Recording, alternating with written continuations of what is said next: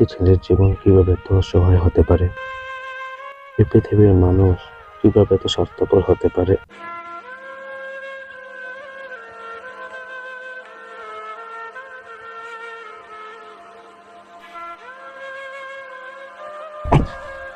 কি তুই এখানে?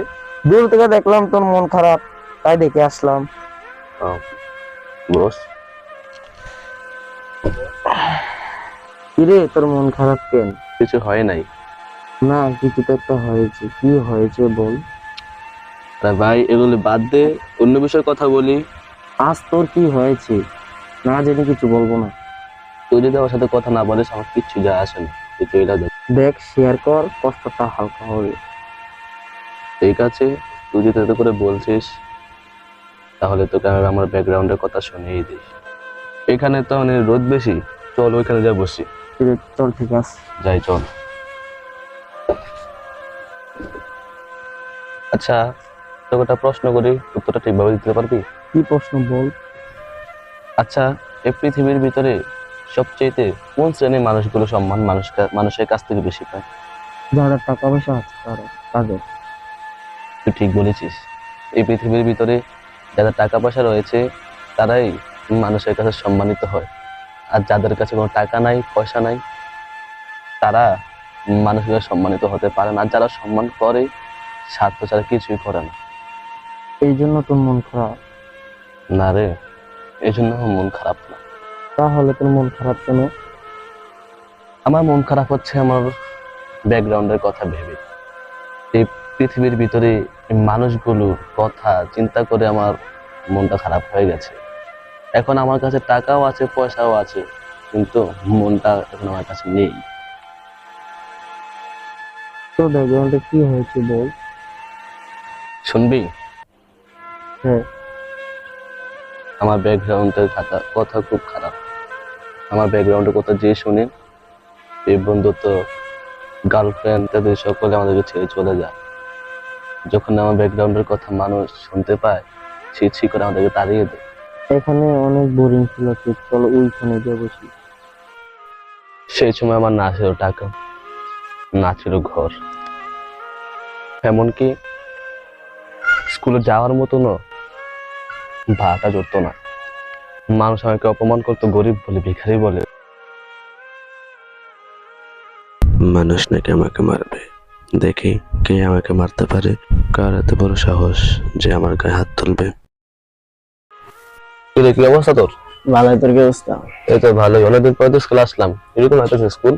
সেই লাগতেছে বেটা। এই স্কুল পড়বি না বলে শুনলাম। হ্যাঁ, হাতে অনেক কাজ রয়েছে তো তাই আমরা আমাদের স্কুল ছেড়ে দিতে হচ্ছে, কিন্তু অনেক কষ্ট হচ্ছে আমাদের স্কুলটা ছাড়তে। যেহেতু কষ্ট করে এত পর্যন্ত পড়ালেখা করলাম, এখন চলে যেতে হইব। কাজের ভিতরে ঢুকে গেছিস নাকি? না, এখন একটু কাজ চলতেছে। কি বললি কেন? কি করবো, দেখ কে আসতেছে। এই বেকারে বাচ্চাদেরকে এখানে জায়গাটা দেয় কি কিছুই বুঝলাম না। হ্যাঁ বেটা, এটি অতিরিক্ত বাতাসে। এগুলো আসে টিচারের সামনে কিছু ঘুষঘাস দেয়, টিচার ওকে করে দেয়। ওকে, সময় হয়ে গেছে। স্কুলের সময় হয়ে গেছে। যেখানে যাইতাম ওখানে অপমান, অপদস্থ, নিজের সাথে একটা রাগ ছিল। কেন কেন গরিব ঘরে জন্মালাম, কেন বড় লোকের ঘরে জন্মালাম না? এই রাগ নিয়ে একটা প্রতিজ্ঞা করেছিলাম, কোনো একদিন আমিও টাকা ইনকাম করব, কোনো একদিন আমিও মানুষের কাছে সম্মান পেয়ে দেখাই দেব যে গরিব মানুষ সবকিছু করতে পারে। আজকে আমার কাছে টাকা নাও জিনিসটা আছে বলে মানুষ আমাকে সম্মান করে, মানুষ আমাকে দাম দেয়। কিন্তু একটা গরিব মানুষ যদি পাশ দিয়ে হেঁটে যায়, আমরা ওই গরিব মানুষের দিকে তাকিয়েও চাই না। আর যদি একটা ধনী মানুষ ওপার দিয়ে হেঁটেও যায়, আমরা ওই ধনী মানুষটাকে ডাক দিয়ে কাছে আনি। সবচেয়ে বড় কথা হলো, আজ থেকে 7 বছর পূর্বে যে মানুষগুলো আমাকে ভিখারি বলতো, ওই মানুষগুলি এখন একসাথে বসে চা খায়, কিন্তু আমার টাকায় না, ওদের টাকায় আমাকে চা খাওয়ায়। এর পিছনে কারণ হলো স্বার্থ। কারণ পৃথিবীতে স্বার্থ ছাড়া কোনো মানুষের কোনো কথা বলে না, আর এখানে দুটো মানুষ টাকা খাওয়াচ্ছে। একটা ধনী মানুষ যেরকম ভাবে সম্মান পায়, একটা গরিব মানুষ ওইরকম সম্মান পায় না।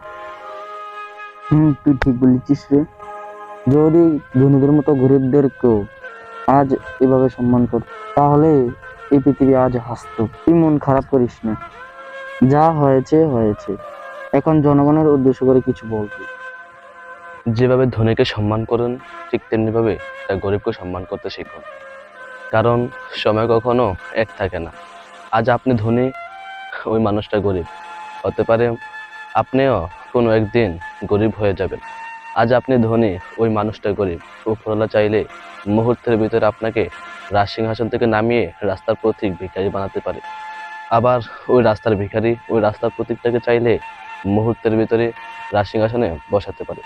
তাই কখনো গরিবদেরকে অসম্মান করবেন না। আর সবচেয়ে বড় কথা হলো, এই পৃথিবীর ভিতরে আপনি যত ধনী মানুষ দেখবেন, সকল ধনী মানুষের কোনো না কোনো একদিন গরিব ছিল। হয়তো ওই মানুষটি গরিব ছিল, আর না হয় তার পূর্বপুরুষ কেউ গরিব ছিল। তাই যখন অন্য কাউকে গরিব ভিখারি বলে অপমান করবেন, একটু নিজেকে নিয়েও ভাববেন, হয়তো আপনার পরিবারে অথবা আপনার পূর্বপুরুষ কেউ গরিব ছিল। তাই কখনো গরিবদেরকে অসম্মান করবেন না, গরিবদেরকে কখনো অপমান করবেন না।